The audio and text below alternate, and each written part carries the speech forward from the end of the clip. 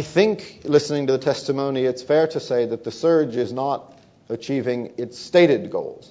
It may be accomplishing different things, and we can talk about that. But if you go back and look at the President's January 10 presentation of the new strategy, it was about bringing better security to Iraq, and I'm prepared to believe that that's going on the ground right now. There's some indicators of that.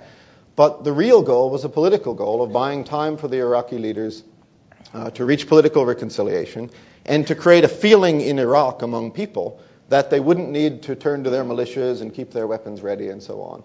And there, I thought there was a great gap, frankly, between the Petraeus report on temporary security progress, which you can believe or not believe, and no doubt we'll debate, and the Crocker report on, frankly, the absence of political progress.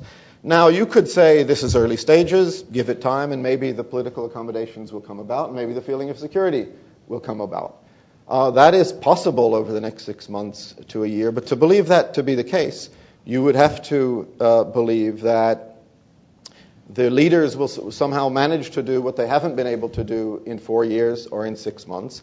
And you would have to believe, for this issue of security on the ground among individuals, that a couple of months of possibly better security will lead them not to reach for their weapons and join the militias and do the things you do in the absence of security. And there, we'll all have to make an educated guess about that. But one way to think about that is, would you, if you were an Iraqi citizen who in the past had been tempted to join a militia or arm yourself or stick to your tribe or sect vis-a-vis the others, would you take this couple of months to decide there's enough security in this country, I don't need to do that? I think in most cases that answer, regrettably, is going to be no. Is it possible that Iraq will be that unified country? Is there really such a thing as Iraq? That's what this all depends on. I mean, if the mission is keeping Iraq together under a government that Iraqis can live with, it depends on the answer to that question being yes. And I think the messages coming from the Kurds are that that's not what their goal is, and they don't want it.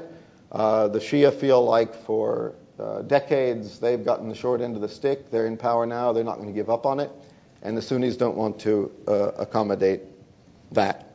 I am, as I said, prepared to believe that sectarian killing is down as a result of the increased U.S. presence. I say prepared to believe because I don't know, and I don't think anyone really knows, because the figures are hard to come by. They're murky. They're contradictory depending on which figures you use. But if you stipulate that, then the question becomes the one you ask.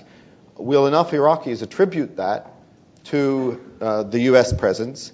And in the meantime, it seems to me for the answer to your set of questions to be yes, which is answers the question of should we stay, they would have to conclude one of several things. One, that the U.S. will stay as long as necessary.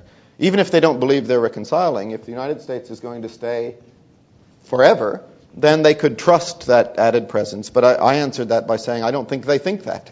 And the recent polls that came out just in the last couple of days suggest they don't think it.